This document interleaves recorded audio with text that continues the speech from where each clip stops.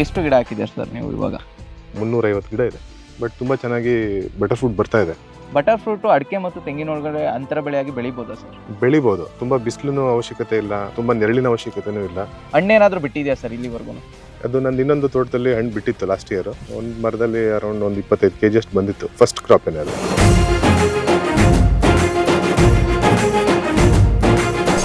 ಏನೆಲ್ಲ ರೋಗಗಳು ಬಂದಿದ್ದಾವೆ, ನೀವು ಏನೆಲ್ಲ ಪ್ರಾಬ್ಲಮ್ನ ಫೇಸ್ ಮಾಡಿದ್ದೀರಾ ಇವಾಗ ಸದ್ಯಕ್ಕೆ? ನರ್ಸರಿಯಿಂದ ಗಿಡಗಳು ನಮ್ಮ ತಿಳುವಳಿಕೆಯಿಂದ ತಗೊಬರ್ಬೇಕು. ಫಸ್ಟ್ ತಿಳ್ಕೊಂಡು ನರ್ಸರಿ ಅವ್ರ ಹತ್ರ ಗಿಡಗಳು ತಗೊಂಬಂದಾಗ ಅವರು ಮಾರುವ ಆತ್ರದಲ್ಲಿ ಚಿಕ್ಕ ಚಿಕ್ಕ ಗಿಡಗಳನ್ನ ಹೊಸದಾಗಿ ಚಿಗುರು ಬಂದಿರೋದನ್ನ ಕೊಡ್ತಾರೆ. ಇಲ್ಲಿ ತೋಟದಲ್ಲಿ ನೆಟ್ಟಾಗ ಅವು ಗಿಡಗಳು ತುಂಬ ಸಾಯ್ತವೆ.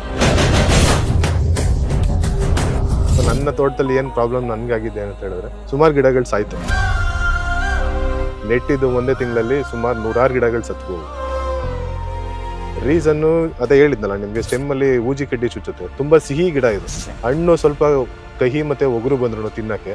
ಗಿಡದ ಬೇರು ಮತ್ತು ಕಡ್ಡಿ ತುಂಬ ಸ್ವೀಟ್ ಆಗಿರುತ್ತೆ. ಇದು ಹುಳುಗಳ ಅಟ್ರಾಕ್ಷನ್ ಜಾಸ್ತಿ ಇರುತ್ತೆ. ಇದು ನೆಮಟೋಡ್ಸ್ ಅಂತ ಏನು ಕರಿತೀವಿ, ಅದು ಬೇರುಗಳಿಗೆ ಅದರದ್ದು ವೈಟ್ ರೂಟ್ಸು ಸಾಫ್ಟಾಗಿ ಬೆಳೆಯೋದ್ರಿಂದ ಎಲ್ಲ ಭೂಮಿಲೂ ಆಲ್ಮೋಸ್ಟ್ ಇರುತ್ತೆ. ಇಲ್ದೇ ಇರೋ ಭೂಮಿಲಿ ಅವರ ಅದೃಷ್ಟವಂತರು ರೈತರುಗಳು. ನೆಮಟೋಡ್ಸ್.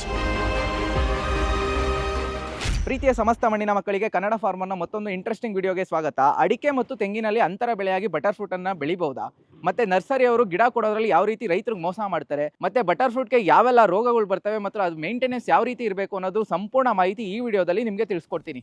ಸರ್ ನಮಸ್ತೆ. ನಮಸ್ತೆ. ಅಡಿಕೆ ಮತ್ತು ತೆಂಗಿನಲ್ಲಿ ಅಂತರ ಬೆಳೆಯಾಗಿ ಬಟರ್ ಫ್ರೂಟ್ ಬೆಳೆದಿದ್ದೀರಾ, ನಿಮ್ಮ ಪರಿಚಯ ಮಾಡಿಕೊಡಿ ಸರ್ ನಮ್ಮ ರೈತರಿಗೆ.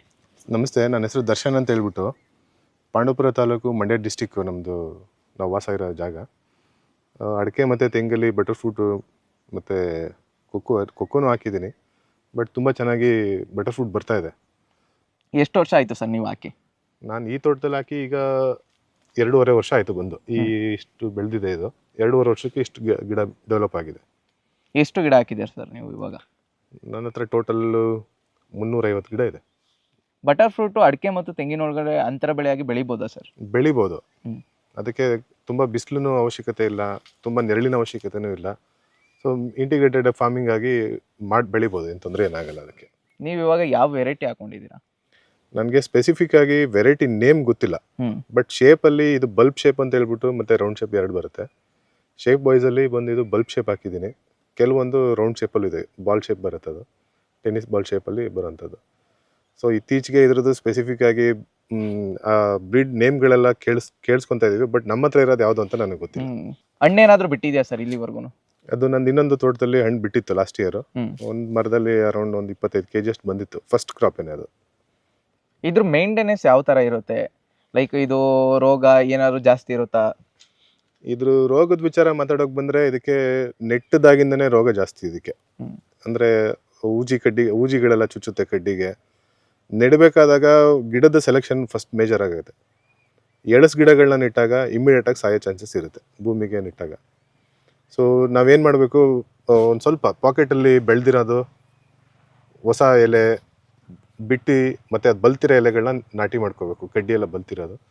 ಸೊ ಹಸಿ ಕಡ್ಡಿಗಳು, ಹೊಸ ಚಿಗುರು, ಹೊಸದಾಗಿ ಗ್ರಾಫ್ಟ್ ಮಾಡಿರೋಂಥದ್ದನ್ನು ತಂದು ನೆಟ್ಟಾಗ ಅದಕ್ಕೆ ಊಜಿಗಳ ಕಾಟ ಜಾಸ್ತಿ ಇರುತ್ತೆ. ಮೇನ್ ಸ್ಟೆಮ್ಗೆ ಊಜಿ ಚುಚ್ಚಿ ಗಿಡಗಳು ಸಾಯ್ತವೆ. ನಾನು ಟೋಟಲ್ ನೆಟ್ಟಿದ್ದು 700 ಗಿಡ ನೆಟ್ಟಿರೋದು. 700ರಲ್ಲಿ ನನ್ನ ಹತ್ರ ಈಗ ಒಂದಷ್ಟು ಕೆಲವು ಮಾತ್ರ ಮರಗಳು ಉಳ್ಕೊಂಡಿದೆ. ಯಾವ ಟೈಮಲ್ಲಿ ಬಟರ್ ಫ್ರೂಟ್ನ ನಾಟಿ ಮಾಡಿದ್ರೆ ನಮಗೆ ಅದನ್ನು ಬೆಳೆಸೋಕ್ಕೆ ಈಸಿ ಆಗುತ್ತೆ? ಸೊ ನಾನು ತೋಟ ಮಾಡಿರೋ ನನ್ನ ಎಕ್ಸ್ಪೀರಿಯನ್ಸ್ ಪ್ರಕಾರ ಸರ್, ನನಗೆ ಇಂಥದೇ ತಿಂಗಳಲ್ಲಿ ಇಂಥ ಟೈಮಲ್ಲಿ ನಾಟಿ ಮಾಡಬೇಕು ಅಂತ ಸ್ಪೆಸಿಫಿಕ್ ಆಗಿ ಏನಿಲ್ಲ.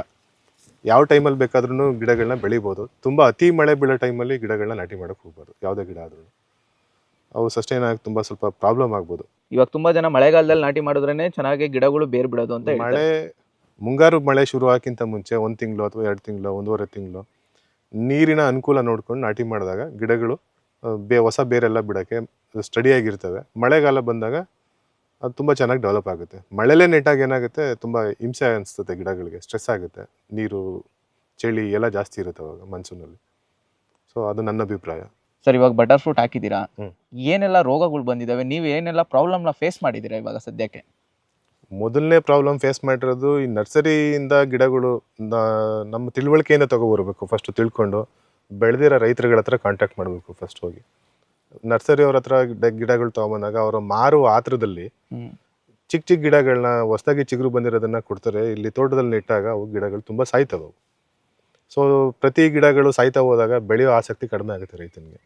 ಸೊ ನನ್ನ ತೋಟದಲ್ಲಿ ಏನು ಪ್ರಾಬ್ಲಮ್ ನನಗಾಗಿದೆ ಅಂತ ಹೇಳಿದ್ರೆ, ಸುಮಾರು ಗಿಡಗಳು ಸಾಯ್ತು. ನೆಟ್ಟಿದ್ದು ಒಂದೇ ತಿಂಗಳಲ್ಲಿ ಸುಮಾರು 100 ಗಿಡಗಳು ಸತ್ಬೋವು. ರೀಸನ್ನು ಅದೇ ಹೇಳಿದ್ನಲ್ಲ ನಿಮಗೆ, ಸ್ಟೆಮ್ಮಲ್ಲಿ ಊಜಿ ಕಡ್ಡಿ ಚುಚ್ಚುತ್ತೆ. ತುಂಬ ಸಿಹಿ ಗಿಡ ಇದು. ಹಣ್ಣು ಸ್ವಲ್ಪ ಕಹಿ ಮತ್ತು ಒಗರು ಬಂದ್ರು ತಿನ್ನೋಕ್ಕೆ, ಗಿಡದ ಬೇರು ಮತ್ತು ಕಡ್ಡಿ ತುಂಬ ಸ್ವೀಟ್ ಆಗಿರುತ್ತೆ. ಇದ್ರದ್ದು ಹುಳುಗಳ ಅಟ್ರಾಕ್ಷನ್ ಜಾಸ್ತಿ ಇರುತ್ತೆ ಇದಕ್ಕೆ. ಸೊ ಬೇರ್ಗಳನ್ನು ಜಂತು ಹುಳಗಳು ತಿಂತವೆ. ಜಂತು ಹುಳ ಅಂತ ಹೇಳಿದ್ರೆ ನಿಮಗೆ ಗೊತ್ತಿರಲ್ಲ, ನೆಮಟೋಡ್ಸ್ ಅಂತ ಏನು ಕರಿತೀವಿ, ಅದು ಬೇರ್ಗಳಿಗೆ ಅದ್ರದ್ದು ವೈಟ್ ರೂಟ್ಸ್ ಸಾಫ್ಟಾಗಿ ಬೆಳೆಯೋದ್ರಿಂದ ಎಲ್ಲ ಭೂಮಿಲೂ ಆಲ್ಮೋಸ್ಟ್ ಇರುತ್ತೆ. ಇಲ್ದೇ ಇರೋ ಭೂಮಿಲಿ ಅವ್ರ ಅದೃಷ್ಟವಂತರು ರೈತರುಗಳು ನೆಮಟೋಡ್ಸ್. ಸೊ ನಮ್ದ್ರಲ್ಲಿ ತುಂಬ ಯಥೇಚ್ಛವಾಗಿತ್ತು. ನಮ್ದೆಲ್ಲ ಕಬ್ಬು ಭತ್ತ ಬೆಳೆಯೋ ಭೂಮಿ ಇದು. ಸೊ ತುಂಬ ಗಿಡಗಳು ಸಾಯ್ತು ಚಿಕ್ಕ ವಯಸ್ಸಲ್ಲಿ. ಸೊ ನಿಮಗೆ ಆ ಕಡೆ ಕಾಣಿಸುತ್ತೆ ದೊಡ್ಡ ಈ ಸ್ಟೇಜಲ್ಲಿ ಇರೋ ಮರಗಳು ಈಗ ಕೆಲವು ಸಾಯ್ತಿದ್ದಾವೆ. ಸೊ ಇದನ್ನು ಕಂಪ್ಲೀಟ್ ಆಗಿ ಸಾವಯವ ಅನ್ನೋ ಕಾನ್ಸೆಪ್ಟಲ್ಲಿ ಬಟರ್ ಫ್ರೂಟ್ನ ಮಾಡೋಕ್ಕಾಗಲ್ಲ. Chemical base ಮಾಡ್ಕೊಳ್ಳೇಬೇಕಾಗುತ್ತೆ. ಬೇರ್ಗೆ ಔಷಧಿ ಕೊಡಬೇಕು ಮತ್ತು ಗಿಡಕ್ಕೆ ಔಷಧಿ ಕೊಡಬೇಕು. ನೋಡಿ ಈಗ ಆಲ್ರೆಡಿ ಈ ಕೊಂಬೆಗೆ ಫಂಗಸ್ ಬಂದಿದೆ, ನೀವು ಬೇಕಿದ್ರೆ ನೋಡ್ಬೋದು ಸರ್. ಈಗ ಅದಕ್ಕೆ ಮೆಡಿಸನ್ ಮಾಡಲಿಲ್ಲ ಅಂತ ಹೇಳಿದ್ರೆ ಆ ಕಡ್ಡಿ, ಆ ಕೊಂಬೆ ಮತ್ತು ಅದ್ರ ಬೇರೆಲ್ಲ ಸಾಯುತ್ತದು. ಈ ಥರ ಫಂಗಸ್ಗಳೆಲ್ಲ ಬರ್ತಾ ಇರುತ್ತೆ ಗಿಡಕ್ಕೆ. ನೋಡಿ ಇಲ್ಲೆಲ್ಲ ಬ್ಲ್ಯಾಕ್ ಕಲರ್ ಬಂದಿದೆ ಇದ್ರ ಮೇಲ್ಗಡೆ, ಮತ್ತು ಅಲ್ಲಿದೆ. ಇದಕ್ಕೆಲ್ಲ ನಾವು ಕೆಮಿಕಲ್ ಬೇಸ್ ಮೆಡಿಸಿನ್ ಮಾಡಲಿಲ್ಲ ಅಂತ ಹೇಳಿದ್ರೆ, ಈ ಗಂಜಲ ಮತ್ತು ಅದನ್ನು ಗಿಡಗಳನ್ನ ಕಷಾಯ ತೆಗೆದು ಸ್ಪ್ರೇ ಮಾಡಿದ್ರೆ ಫಂಗಸ್ ಹೋಗುತ್ತೆ ಅಂತ ಹೇಳ್ತಾರೆ. ಬಟ್ ಬಟರ್ ಫ್ರೂಟಲ್ಲಿ ಹೋಗಲ್ಲ. ನಾನು ಪ್ರಯತ್ನ ಪಟ್ಟು ನೋಡಿದ್ದೀನಿ ಆಲ್ರೆಡಿ ಒಂದ್ಸಲ. ಸೊ ಇದಕ್ಕೆ ನಾವು ಸ್ಪೆಸಿಫಿಕ್ ಆಗಿ ಔಷಧಿ ಅಂಗಡಿಲಿ ಏನು ಔಷಧಿ ಸಿಗುತ್ತೆ ಅದನ್ನೇ ತಂದು ಕೊಡಬೇಕಾಗುತ್ತೆ. ನೀವು ಅಂತರ ಬೆಳೆಯಾಗಿ ಬಟರ್ ಫ್ರೂಟ್ನ ಹಾಕಬೇಕು ಅಂತ ಆ ಕಾನ್ಸೆಪ್ಟ್ ಏನಕ್ಕೆ ಬಂತು ಸರ್? ಸೊ ಮಾರ್ಕೆಟಲ್ಲಿ ಪ್ರೋಟೀನ್, ವಿಟಮಿನ್ ಇರ್ತಕ್ಕಂಥ ಫುಡ್ಗಳ ಬಗ್ಗೆ ಮತ್ತು ಫ್ರೂಟ್ಸ್ಗಳ ಬಗ್ಗೆ ಮಾತಾಡ್ತಾ ಕೇಳ್ತಾ ಇದ್ದಾಗ, butter fruit is the one of the heavy richest protein and vitamin ಇರ್ತಕ್ಕಂಥದ್ದು. ಮಕ್ಳುಗಳಿಗಾಗಲಿ, ಎಂಗೇಜ್ ಇವ್ರಿಗಾಗಲಿ, ವಯಸ್ಸಾದವ್ರಿಗಾಗಲಿ ಎಲ್ಲರಿಗೂ ತುಂಬ ಒಳ್ಳೆ ಫ್ರೂಟ್ ಇದು ತಿನ್ನೋಕ್ಕೆ. ಮತ್ತು ಜನಗಳಿಗೆ ಇದ್ರ ಪರಿಚಯನೂ ಕೂಡ ಇರಲಿಲ್ಲ ಹಿಂದೆ. ಈಗ ಸ್ವಲ್ಪ ಎಲ್ಲರಿಗೂ ಪರಿಚಯ ಆಗಿದೆ, ತಿನ್ನಲಿಕ್ಕೆ ಈಸಿಯಾಗಿ ಎಲ್ಲ ಕಡೆನೂ ಸಿಗ್ತಾ ಇದೆ. ಬಟ್ ಇನ್ನೂ ಈಸಿಯಾಗಿ ಸಿಗಬೇಕಿದು. ಇದಕ್ಕೆಲ್ಲ 200 ರೂಪಾಯಿ 400 ರೂಪಾಯಿ ಅಂತ kg ಹೇಳ್ತಾರೆ. ಬಟ್ ಮಾರ್ಕೆಟಲ್ಲಿ ಯಾವುದೇ ಫ್ರೂಟ್ಗೂ 50ರಿಂದ 100 ರೂಪಾಯಿ ಮೇಲೆ ದಾಟಬಾರ್ದು. ಅದು ನಮ್ಮ ಅಭಿಪ್ರಾಯ. ಬೆಳೆಯೋ ರೈತನಿಗೂ ಆದಾಯ ಸಿಗುತ್ತೆ, ತಿನ್ನೋರ್ಗೂ ಆದಾಯ ಸಿಗುತ್ತೆ. ತೊಗೊಂಡು ಈಸಿಯಾಗಿ ತಿನ್ನಬೇಕು ಜನಗಳೆಲ್ಲರೂ. ತೊಗೊಂಡು ಎಲ್ಲ ಥರದ ಹಣ್ಣುಗಳನ್ನ ತಿನ್ನಬೇಕು. ಸೊ ದುಬಾರಿ ಹಣ್ಣುಗಳನ್ನ ಮಾರ್ಕೆಟಲ್ಲಿ ಬೇಗ ಈಸಿಯಾಗಿ ಸೇಲ್ ಮಾಡೋಕ್ಕಾಗಲ್ಲ. ದುಬಾರಿ ಹಣ್ಣುಗಳನ್ನ ಬಡವ್ರು ತಿನ್ನೋಕ್ಕಾಗಲ್ಲ. ಅದೊಂದು ಇದಾಗಿದೆ. ಸೊ ಇದನ್ನ ಅಟ್ಲೀಸ್ಟ್ ಎಲ್ಲರಿಗೂ ಸಿಗಬೇಕು. ಈಗ ಬಾದಾಮಿ 600, 700, 800 kg ಇತ್ತು. ಈಗೆಲ್ಲ ಅದು ಕಡಿಮೆ ಆಗ್ತಾ ಬಂದಿದೆ. ಸೊ ಅದೇ ಥರ ಫ್ರೂಟ್ಗಳ ಬೆಲೆನೂ ಕಡಿಮೆ ಆಗಬೇಕು, ಈಸಿಯಾಗಿ ಎಲ್ಲರಿಗೂ ಸಿಗಬೇಕು. ನಂಬರ್ ಆಫ್ ಪ್ಲಾಂಟ್ಸ್ಗಳನ್ನ ಜಾಸ್ತಿ ಬೆಳೆದಾಗ ನಮ್ಗೆ ಸಿಗೋ ಆದಾಯ ಸಿಗುತ್ತೆ ಅದು. ಓಕೆ, ಇದನ್ನ ಹಾಕಿದ್ರೆ ಲಾಭ ಸಿಗುತ್ತಾ ಸರ್ ಬಟರ್ ಫ್ರೂಟ್ನ? ನನ್ನ ತೋಟದಲ್ಲಿ ಬಂದಿರೋ ಬೆಳೆ, ನಾನು 2 ಗಿಡದಲ್ಲಿ 25 kg ಬಂದಿತ್ತು. ನಾನು ಅದನ್ನು ಸೇಲ್ ಮಾಡಿಲ್ಲ, ನಾವೇ ಯೂಸ್ ಮಾಡ್ಕೊಂಡಿದ್ದೀವಿ. ಮುಂದಿನ ದಿನಗಳಲ್ಲಿ ನೋಡಬೇಕು ಆದಾಯ ಯಾವ ರೀತಿ ಸಿಗುತ್ತೆ. ಬಟ್ ಗಿಡಗಳನ್ನ ಉಳಿಸ್ಕೊಳ್ಳೋದೇ ನಮಗೆ ತುಂಬ ದೊಡ್ಡ ಟಾಸ್ಕ್ ಇದು. ಬಟರ್ ಫ್ರೂಟ್ ಹಾಕಿದ್ಮೇಲೆ ನೀರು ಮತ್ತು ಗೊಬ್ಬರದ್ದು ಮೇಂಟೆನೆನ್ಸ್ ಎಲ್ಲ ಯಾವ ರೀತಿ ಮಾಡ್ಕೊಂಡಿದ್ದೀವಿ? ಗೊಬ್ಬರ ಯೂಶುವಲ್ ಆಗಿ ನಮ್ದು ಎಲ್ಲ ಗಿಡಗಳಿಗೆ ಯಾವ ರೀತಿ ಕೊಡ್ತೀವಿ ಅಷ್ಟೇ ನೀರು. ಇದಕ್ಕೆಲ್ಲ ಇನ್ಲೈನ್ ಪೈಪಲ್ಲಿ, ಡ್ರಿಪ್ಪಲ್ಲೇ ನೀರು ಬರ್ತಾ ಇದೆ. ಕಾಮನ್ ಆಗಿ ಬರುತ್ತೆ ನೀರು. ಅಡಿಕೆಗೆ, ತೆಂಗಿಗೆ, ಜಾಯಿಕಾಯಿ ಗಿಡ, ಕೊಕ್ಕೋ ಗಿಡಕ್ಕೆ ಎಲ್ಲದಕ್ಕೂ ಯಾವ ರೀತಿ ನೀರು ಹೋಗುತ್ತೆ ಇದಕ್ಕೂ ಅಷ್ಟೇ ನೀರು ಬರುತ್ತೆ. ಅದಕ್ಕೆ ಅಂತ ಸ್ಪೆಷಲ್ ಆಗಿ ಗೊಬ್ಬರ ನೀರೇನು ಮಾಡ್ತಿಲ್ಲ ನಾವು. ಎಲ್ಲ ಇಂಟಿಗ್ರೇಟೆಡ್ ಫಾರ್ಮಿಂಗ್ ಆಗಿರೋದ್ರಿಂದ ಎಲ್ಲದಕ್ಕೂ ಜೊತೆಲೇ ಹೋಗ್ತಾ ಇದೆ. ಎಲ್ಲದಕ್ಕೂ ಡ್ರಿಪ್ಪಲ್ಲೇ ಹೋಗ್ತಿರೋದು ನೀರು. ಈ ಡಿಸೀಸ್ ಬಗ್ಗೆ ಹೇಳಬೇಕು ಅಂತ ಹೇಳಿದ್ರೆ, ಈ ನೆಮಟೋಡ್ ಅಂತ ಮೇಯ್ನ್ ಮರ ಆದ್ಮೇಲೆ ಬರೋಂಥ ರೋಗ ಇದಕ್ಕೆ. ಸೊರಗು ರೋಗ, ಬೇರೆಲ್ಲ ತಿಂದಾಕಿರ್ತವೆ. ಸೊ ಎಲೆಗಳ ಬಣ್ಣ ನೋಡ್ಕೋಬೋದು ನೀವು. ನಿಧಾನಕ್ಕೆ ಈ ತುಂಬ ಹಸಿರು ಮತ್ತು ಈ ಗಿಣಿ ಹಸಿರು ಅಂತೆಲ್ಲ ಕರೀತಾರಲ್ಲ, ಆ ಥರದ್ದು ಎಲೆ ಎಲ್ಲ ಬಣ್ಣ ತಿರುಗಿ ಇದು ನೋಡಿ ಯೆಲ್ಲೋ ಕಲರ್ ಶುರು ಆಗ್ತಾ ಇದೆ. ಮತ್ತು ಈ ಕಡ್ಡಿ ಏನಿದೆ ಸೊರಗಿ ನರ ಹಿಡಿಯುತ್ತೆ, ರಸ ಕಡಿಮೆ ಆಗ್ತಾ ಹೋಗುತ್ತೆ. ಸೊ ಇದು ನಿಮಗೆ ಮುರಿದಾಗ್ಲೂ ಇಲ್ಲಿ ಕಾಣಿಸುತ್ತೆ, ಸೊರಗಿರುತ್ತೆ ಕಡ್ಡಿ ಇದು. ಈ ಎಲೆಗಳೆಲ್ಲ ಉದುರ್ತಾ ಹೋಗುತ್ತೆ ಇದು ಮುಟ್ಟಿದಾಗ. ಎಲ್ಲೋ ನೀವು ನೋಡಿ ಇಲ್ಲಿ ಮುಟ್ಟಿದ ತಕ್ಷಣ ಎಲೆ ಎಲ್ಲ ಉದುರಕ್ಕೆ ಶುರು ಆಗುತ್ತೆ. ಮತ್ತು ಗಿಡದ ಚರ್ಯನೇ ಚೇಂಜ್ ಆಗ್ತಾ ಹೋಗುತ್ತೆ ಇದು. ಈ ಕಾಯಿಲೆಗೆ ಏನು ಔಷಧಿ ಏನು ಕಂಡಿಡ್ಕೊಂಡಿದ್ದೀರಾ ಸರ್? ಔಷಧಿ ನಾರ್ಮಲ್ ಆಗಿ ಎಲ್ಲರೂ ನೆಮಟೋಡ್ಸ್ಗೆ ಕೊಡೋಂಥ ಔಷಧಿನೇ ನಮ್ಮ ಹತ್ರನೂ ನಾನು ಕೊಡಬೇಕು ಅಂತ ಅಂದ್ಕೊಂಡಿದ್ದೀನಿ. ಇನ್ನೂ ಕೊಟ್ಟಿಲ್ಲ ಇದಕ್ಕೆ. ಈಗೆಲ್ಲ ರೆಡಿ ಮಾಡಿ ನೋಡಿ ಇಲ್ಲಿ ಯಾವ ರೀತಿ ಒಣಗ್ತಾ ಇದೆ. ಓಕೆ, ಇದೆಲ್ಲ ನೆಮಟೋಡ್ಸಿಂದ ಆಗೋಂಥದ್ದು, ಮೇಲ್ ಗಿಡದಿಂದನೂ ಬರುತ್ತೆ ನೋಡಿ. ನಿಧಾನಕ್ಕೆ ಮರ ಸೊರ್ಗಿ ಒಣಗೋಗುತ್ತೆ. ನಿಮಗೆ ಮುಂದಿನ ಗಿಡ ತೋರಿಸ್ತೀನಿ ನಾನು ಯಾವ ರೀತಿ ಸತ್ತಿದೆ. ಓಕೆ, 2.5 ವರ್ಷದ ಗಿಡ ಸತ್ತಾಗ ಮತ್ತೆ ಪುನಃ ನಾನು ಇನ್ನೊಂದು ಗಿಡ ನೆಟ್ ಬೆಳೆಸೋಕ್ಕೆ ನನಗೆ ಇನ್ನೂ 3 ವರ್ಷ ಟೈಮ್ ಬೇಕಾಗುತ್ತೆ. ಸೊ ಆ ಜಾಗಕ್ಕೆ ಗಿಡನ ಮೊದಲೇ ರೀಪ್ಲೇಸ್ಮೆಂಟು ಮಾಡೋಕ್ಕಾಗಲ್ಲ. ಸಾಯುತ್ತೋ ಬದುಕುತ್ತೋ ಅದು ಗೊತ್ತಾಗಲ್ಲ. ಅಂದ್ರೆ ಇದ್ರಲ್ಲಿ ಲಾಭ ಇದ್ದಷ್ಟು ನಷ್ಟನೂ ಸಮಸ್ಯೆಗಳು ಇದೆ. ನಷ್ಟ ಅನ್ನೋದಕ್ಕಿಂತ ಸಮಸ್ಯೆ ಜಾಸ್ತಿ. ಓಕೆ, ನಾವು 100, 200, 300 ಕೊಟ್ಟು ಗಿಡ ತಂದು ನೆಟ್ಟಿರ್ತೀವಿ. ಅದನ್ನು 3 ವರ್ಷ ಬೆಳೆಸಿರ್ತೀವಿ. 3 ವರ್ಷ ಆದಮೇಲೆ ಸಾಯ್ತು ಅಂತ ಹೇಳಿದ್ರೆ ಟೈಮ್ ದೊಡ್ಡದು ವ್ಯಾಲ್ಯೂಯಬಲ್ ಯಾವುದು ಅಂತ ಹೇಳಿದ್ರೆ ಟೈಮು. ಅದೇ ಹಾಳಾಗಿರುತ್ತೆ ನಮ್ಮ ಹತ್ರ ಫಸ್ಟ್. ಹೌದು. ಇದು ಇನ್ನೊಂದು ಇದ್ರ ಬಗ್ಗೆ ಕಾಯಿಲೆ ಹೇಳ್ಬೇಕು ಅಂತ ಹೇಳಿದ್ರೆ ಈ ಬೋರರ್ಸ್ ಅಂತ ಕರೀತಾರೆ. ಈ ಹುಳುಗಳು ಸುಳಿ ಕೊರಕ, ಕಾಂಡ ಕೊರಕ ಅಂತ ಹೇಳ್ಬಿಟ್ಟು. ಈಗ ನೋಡಿ, ಈ ಮರದೆಲ್ಲ ಮೇಲ್ಗಡೆ ಹೋಗಿ ಆ ಸುಳಿನ ಕೊರೆದು ತಿಂದಾಕಿದೆ, ಆ ಕಡ್ಡಿ ಒಣಗೋಗಿದೆ ಅದು. ಸೊ ಇದೇ ಥರ ಕೆಲವೊಂದು ಜಾಗಗಳಲ್ಲಿ ಈ ಥರದ್ದು ರೋಗ ಇದೊಂದೇ ಮರಕ್ಕಲ್ಲ, ಏಲಕ್ಕಿಗೂ ಬರುತ್ತೆ, ಮತ್ತು ಮಹಾಗನಿ ಮರದ್ದು ಸುಳಿಗಳು ಕುರಿಯುತ್ತೆ. ಅದೇ ಥರ ಈ ಮರದಲ್ಲೂ ಇದೆ. ಇದನ್ನು ಸುಳಿಯೆಲ್ಲ ಕೊರೆದು ಹಾಳು ಮಾಡುತ್ತೆ. ನಿಮ್ಗಲ್ಲಿ ಕಾಣಿಸ್ತಾ ಇದೆ. ಈ ಥರದ್ದು ತುಂಬ ಗಿಡಗಳಲ್ಲಿ ಆಗಿದೆ. ಸುಳಿ ಕೊರಕ ಹುಳುಗಳು ಅಂತ ಕರೀತಾರೆ, ಗೆಡ್ಡೆ ಕೊರಕ ಅಂತಲೂ ಕರೀತಾರೆ. ಈ ಥರದ್ದೆಲ್ಲ ಇರುತ್ತೆ ರೋಗಗಳು. ಸರ್, ಇಲ್ಲೊಂದು ಒಣಗೋಗಿದೆ ಗಿಡ, ಇದಕ್ಕೆ ಏನು ಕಾಯಿಲೆ ಬಂದಿದೆ ಸರ್? ಇದು ಕೊನೆ ಅಂತ ತಲುಪಿ ಬೇರನ್ನ ಎಲ್ಲ ತಿಂದಾಕಿರ್ತವೆ ಹುಳಗಳು.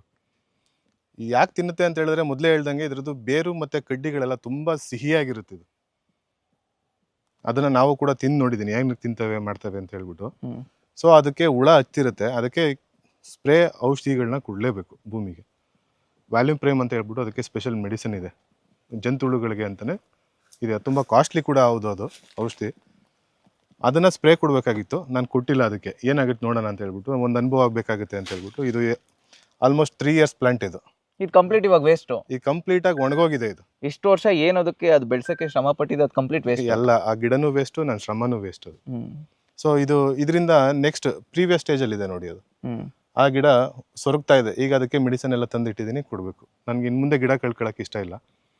ಏನಾಗುತ್ತೆ ನೋಡೋಣ ಅಂತ ಹೇಳ್ಬಿಟ್ಟು ಇಟ್ಟಿದೆ, ಸರ್ವೈವ್ ಆಗ್ಬೋದು ಅಂತ. ಆಗ್ತಾ ಇಲ್ಲ, ಅದು ಆಗೋದು ಇಲ್ಲ ಅಂತಲೇ ಅನ್ಕೊಂಡಿದ್ದೀನಿ. ಸೊ ಹಂಗಾಗಿ ಮೆಡಿಸಿನ್ ಮಾಡ್ತೀನಿ ಇವಾಗ ಅದಕ್ಕೆ ನಾನು. ಸರ್, ಇದು ಈ ಗಿಡ ಯಾವ ಸ್ಟೇಜಲ್ಲಿದೆ ಸರ್? ಈ ಸ್ಟೇಜ್ ತಲುಪಿದೆ. ಆಲ್ಮೋಸ್ಟ್ 25%ಇಂದ 40%ವರೆಗೆ ಒಣಗಿದೆ ಇದೆ ಗಿಡ. ಇದ್ರ ಬೇರೆಲ್ಲ ಖಾಲಿ ಆಗ್ತಾ ಬರ್ತಾ ಇದೆ ನಿಧಾನಕ್ಕೆ. ಎಲ್ಲ ಕಡ್ದು ತಿಂದು ಒಳಗಡೆ ಗಂಟು ಬಂದಿರುತ್ತೆ ಬೇರು. ನೋಡಿ, ಎಲ್ಲ ಕಡ್ಡಿಗಳು ಇದರಂತ ಬರೋದೆಲ್ಲ ಒಣಗ್ತಾ ಇದೆ. ಮತ್ತೆ ಎಲೆಗಳು ನಿಮಗೆ ಅದು ಹೇಳುತ್ತೆ, ನನ್ನ ಆರೋಗ್ಯ ಸರಿ ಇಲ್ಲ ಅಂತ ಈ ಗಿಡ. ಸೊ ಇದಕ್ಕೆ ಬೇಕಾದಂಥ ಮೆಡಿಸಿನ್ನು ನಮಗೆ ಬೇರ್ಗೆ ಮಾಡಬೇಕಾಗಿರೋದು. ಇದಕ್ಕೆ ಫಂಗಿಸೈಡು ಮೇಲ್ಗಡೆ ಕಡ್ಡಿಗೆ ಬಂದರೆ ಒಂದು ಕಡ್ಡಿ ಹೋಗುತ್ತೆ. ಬಟ್ ನೆಮಟೋಡ್ಸ್ ಭೂಮಿಲಿ ಜಾಸ್ತಿ ಆಯಿತು ಅಂತ ಹೇಳಿದ್ರೆ ಇಡೀ ಗಿಡನೇ ಕೊಲ್ಯಾಪ್ಸ್ ಆಗುತ್ತೆ. ಈ ಅವಸ್ಥೆ ತಲುಪುವ ಗಿಡ ಸಾಯಬೇಕು ಅಂತ ಹೇಳಿದ್ರೆ ಮಿನಿಮಮ್ 4 ತಿಂಗಳು ಟೈಮ್ ತೊಗೊಳುತ್ತೆ. ಓಕೆ, 4 ತಿಂಗಳು ಟೈಮಲ್ಲಿ ಗಿಡ ಪೂರ್ತಿ ಸಾಯುತ್ತೆ. ಆ 4 ತಿಂಗಳೊಳಗಡೆ ನಾವೇನಾದರೂ ಉಳಿಸ್ಕೊಳ್ಳೋ ಪ್ರಯತ್ನ ಮಾಡ್ಬೋದು. ಉಳಿಸ್ಕೊಳ್ಳೋ ಪ್ರಯತ್ನ, ಒಂದು ಹೊಸ ಬೇರು ಬಂದ್ರೂ ಮತ್ತೆ ಗಿಡ 2-3 ತಿಂಗಳಲ್ಲಿ ಚೇತರಿಸ್ಕೊಂಡು ಮರ ನಿಧಾನಕ್ಕೆ ಡೆವಲಪ್ ಆಗುತ್ತೆ. ಓಕೆ, ನಮಗೆ ನಾನು ಯಾಕೆ ಸಾಯ್ತಿದೆ ಗಿಡ ಅಂತ ಹೇಳಿದ್ರೆ ನನಗೆ ಇದರ ಅನುಭವದ ಕೊರತೆ ಇತ್ತು ನನಗೆ ಸ್ಟಾರ್ಟಿಂಗಿಂದನೇ. ಸೊ ಇದ್ರ ಬಗ್ಗೆ ಪೂರ್ಣ ಮಾಹಿತಿ ನಮ್ಮ ರೈತರುಗಳಲ್ಲಿ, ಸುತ್ತಮುತ್ತ ಇರೋ ರೈತರುಗಳ ಹತ್ರ ಇರಲಿಲ್ಲ. ಸೊ ಯಾರೂ ಬೆಳೆದಿಲ್ಲ. ಸೊ ನಾನೇ ಇದನ್ನು